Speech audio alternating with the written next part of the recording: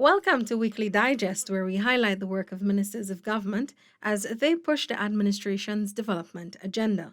Picking up from where we left off last week, Minister of Agriculture Zulfikar Mustafa has pledged to provide flood-affected communities of Metamerzorg Railway View and Zilot North on the west coast of Demerara with water pumps in a bid to reduce floodwater levels. What we have done from the NDIA level, we'll be sending over here 2 pumps. One will be placed permanently at the detention sluice, and the other one will be placed at Zilot temporarily until the water recedes. I'll come back myself with our engineer in the area to see what intervention we can make so that we can avoid future flooding. As a matter of fact, these areas are very low areas, and we find that water from the highlands are always accumulated in these low-lying areas. Minister Mustafa confirmed that after the water recedes, government will be offering more support to the flood-affected residents. The Human Organ and Tissue Transplant Bill will open the pathway for Ghana to improve its health services and boost the fight against diseases, including COVID-19. The bill was piloted in the National Assembly by Minister of Health, Dr. Frank Anthony. Our legislation did not contemplate this type of medical procedure, and so what we're doing is putting the legal framework in place to allow us to do this safely and put in all the safeguards, put in a lot of the best practices that are obtained around the world as it relates to harvesting organs and, of course, making sure that we have a proper scrutinized list for donors. Transplant, especially kidney transplant, has been shown to be very effective in terms of assisting patients because they're no longer required to come every, 3 times a week to be able to get dialysis. Plus there's a lot of cost when you're doing dialysis. All of this can be removed if you get a transplant, and a person can also return to almost normal work life. Dr. Anthony also explained to the House that the Act will aid in the fight against COVID-19 as the synthetically made antibodies can now be transferred into persons. The PPPC government tabled 2 critical pieces of legislation, the Local Content Bill and the Natural Resources Fund NRF Amendment Bill, in the 34th sitting of the National Assembly on Wednesday. The highly anticipated legislations seek to foster transparent and accountable management of the emerging oil and gas sector. The historic Local Content Bill paves the way for maximum employment of Guyanese in the oil and gas sector. It lays out 40 different services that the oil and gas companies and their subcontractors must procure from Guyanese companies by the end of 2022. The Natural Resources Minister explained that as the capacity of Guyanese expands, so will the services in the local content legislation. Is so clear and so simple that every single Guyanese can understand what is in it. Every single Guyanese will know that there is nothing hidden in this bill. It is as clear as day, and it is simple to understand. We will create what we call the Local Content Secretariat at the Ministry of Natural Resources. That is the body that will monitor local content, that will do enforcement, and that is the company that is the agency that will do the assessment also. Senior Minister in the Office of the President with responsibility for finance, Dr. Ashni Singh, said the bill needed to be passed as quickly as possible so that Guyanese could no longer miss out on the opportunities they should have had before the first oil in 2019. This was in response to accusations from the opposition MPs that the government wanted to rush the bill through the House. With the passing of the Local Content Bill, Guyanese and Guyanese businesses stand to benefit from US $400 million to US $500 million annually in terms of revenue. On the Natural Resource Fund Amendment Bill, this was met with failed attempts by the opposition MPs to block the passage of the legislation that is meant to significantly improve the management of Ghana's oil revenue to ensure greater transparency and accountability. Mr. Speaker, instead of respecting the consequences of the no confidence motion, the then APNU AFC a party that is currently engaging in thuggish behavior, unprecedented thuggish behavior in the National Assembly, stayed on in Parliament, refused to respect the Constitution of Guyana, and forced through the Parliament a natural resources bill that in fact embodied tremendous vulgarity. Dr. Singh explained that it was necessary to replace the previous act because it had set the stage for abuse by the former APNU-AFC government. These features in the APNU-AFC Natural Resource Fund Act were not by accident.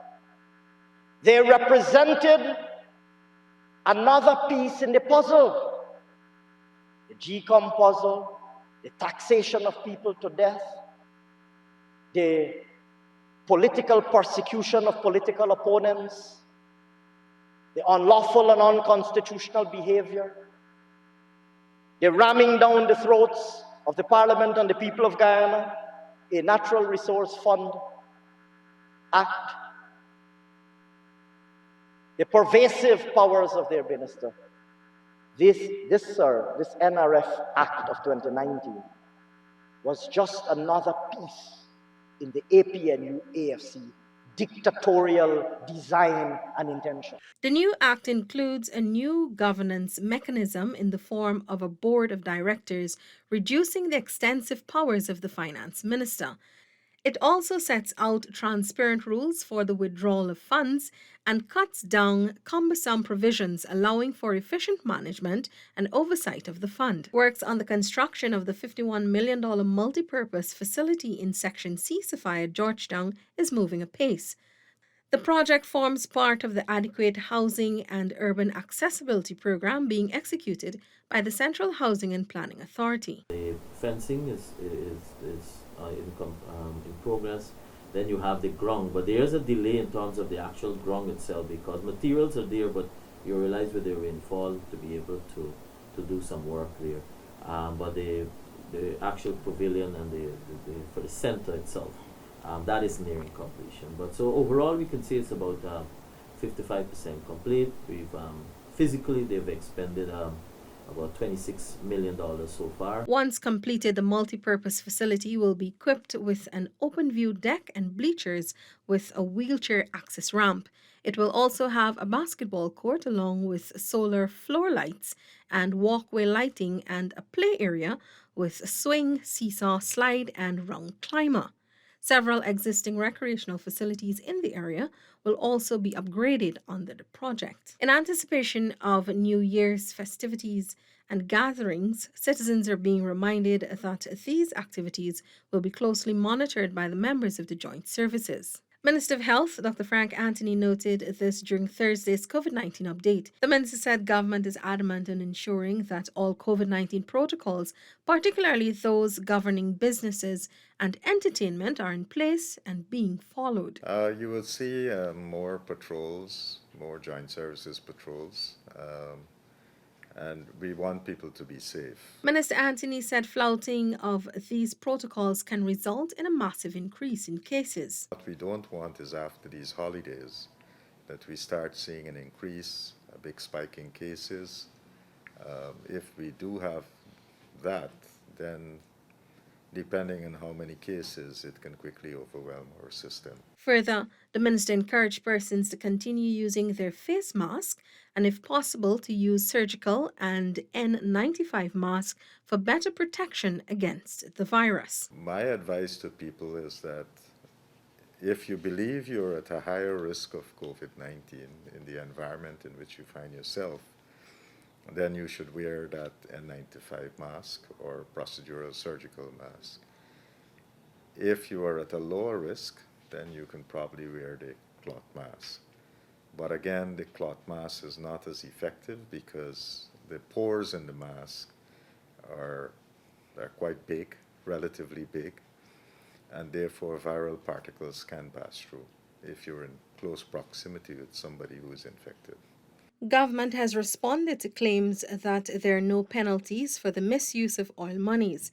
At a media conference on Thursday, Several ministers of government, led by Minister of Parliamentary Affairs and Governance Gail Teixeira, and Senior Minister in the Office of the President with responsibility for finance, Dr. Ashley Singh, addressed the media. Minister Teixeira led by condemning the actions of the opposition in the Parliament. Should be ashamed of, and we are ashamed of, that the parliamentary opposition would defile the sanctity of the National Assembly as an institution and the highest lawmaking forum of Guyana. We mustn't take lightly what happened with the mace.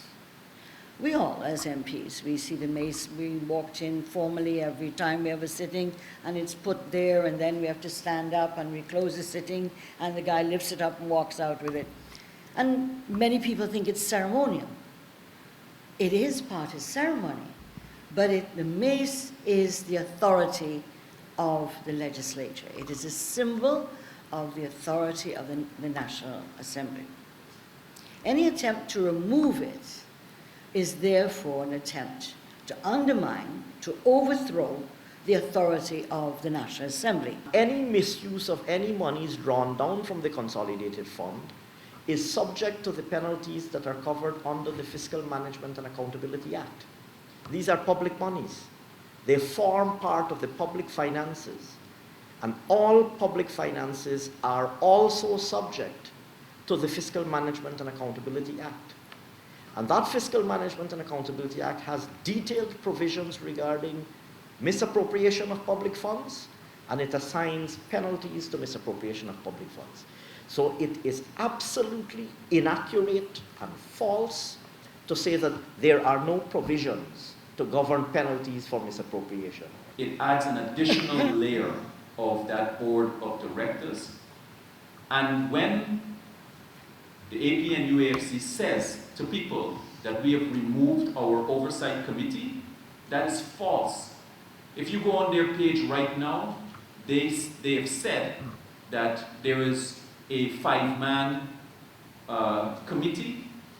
Our committee, we have a board of directors, and then we have an oversight committee, which is a 9-man oversight committee. All from civil society that are being represented there. So you have an additional layer of protection. That's it for this edition of Weekly Digest. For these and other government-related information, do log on to our website, dpi.gov.gy, and their social media platforms as well. Goodbye.